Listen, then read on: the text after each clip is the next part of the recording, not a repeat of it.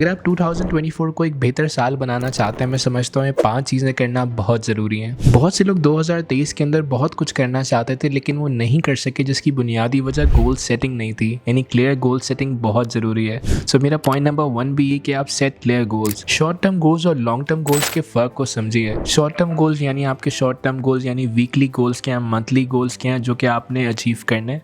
But on the other hand आपका long term goal क्या है, जो आपने क्वार्टरली अचीव करना है या ईयरली अचीव करना है। जब तक उन गोल्स के अंदर क्लैरिटी नहीं होगी ना, यानी आपके पास स्ट्रैटेजी ना हो, रोड मैप ना हो, उन गोल्स को अचीव करना मुमकिन नहीं है। सो ये बहुत ज़रूरी कि ये साल का शुरू हो रहा है, अपने गोल्स को सेट कीजिए, चाहे वो शॉर्ट टर्म है चाहे वो लॉन्ग टर्म है। उनके प्लान को डेवलप कीजिए, उनकी स्ट्रैटेजी को डेवलप कीजिए, और सबसे इंपॉर्टेंट स्टम्बलिंग ब्लॉक्स को ज़रूर प्लान कीजिए कि कौन सी ऐसी रुकावटें हैं जो कि आपके गोल्स के दरमियान आ सकती हैं, और उन्हें एड्रेस करना मत भूलिए। Point number 2, learn a new skill. आने वाले साल में किसी एक स्किल को इस तरह से प्रायोरिटाइज कीजिए, इस तरह से स्पेशलाइज कीजिए कि आप उस स्किल में पर्पल काउ बन सकें। ताकि आने वाली जो दुनिया ना, वो स्पेशलाइजेशन की दुनिया है। बहुत सारे लोगों को बहुत कुछ आता है, लेकिन in the end purple cows ही सर्वाइव कर पाएंगे। सेथ गोडन ने अपनी किताब में कहा ना, ब्लैक एंड वाइट काउ को कोई मुड़ मुड़ कर नहीं देखता, लेकिन पर्पल काउ को लोग देखना चाहते हैं। पर्पल काउ से लोग काम लेना चाहते हैं। खाली आपने एक नया स्किल नहीं सीखना 2024 में, बल्कि उस स्किल को इस तरह से स्पेशलाइज करना है, मास्टर करना है कि दूसरे आपसे उस स्किल को सीखने के लिए आएँ, दूसरे आपको देख के रश करे कि जो काम इसे आता है शायद ये काम मुझे भी आता है। Point number 3, establish a productive routine. I think हमें बात समझनी पड़ेगी, हमारी ज़िंदगी का जो खुलासा है वो हमारे रूटीन से ही डेवलप हो रहा है।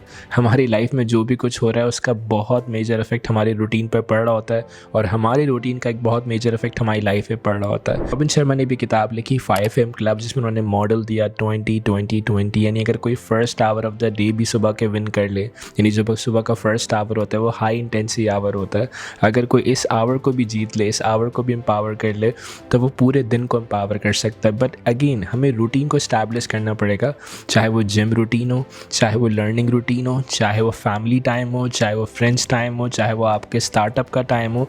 रूटीन को डेवलप करे बगैर आप कुछ नहीं कर सकते। जो लोग अपने रूटीन को इस्टेब्लिश नहीं कर रहे होते वो अल्टीमेटली डिस्ट्रैक्ट हो रहे होते हैं, बिकॉज जब आपके पास कोई प्लान नहीं होता, कोई रूटीन नहीं होता, तो आपका माइंड आपको कंट्रोल कर रहा होता है। तो ये बहुत ज़रूरी कि आप अपने आप को एक रूटीन दें, और ना ही खाली रूटीन बल्कि एक प्रोडक्टिव रूटीन। आप किन लोगों में बैठ रहे हैं, आप कौन सी डाइट को अडाप्ट कर रहे हैं, किन गैदरिंग के साथ अपना वक्त गुजार रहे हैं, किस ऑर्गेनाइजेशन के साथ अपना टाइम को स्पेंड करना चाहेंगे, इस सब का ताल्लुक आपके रूटीन से डेवलप करेगा। Point number 4, prioritise health and wellness. कोशिश करें साल के अंदर अपनी हेल्थ और अपनी वेलनेस को प्रायोरिटी दें।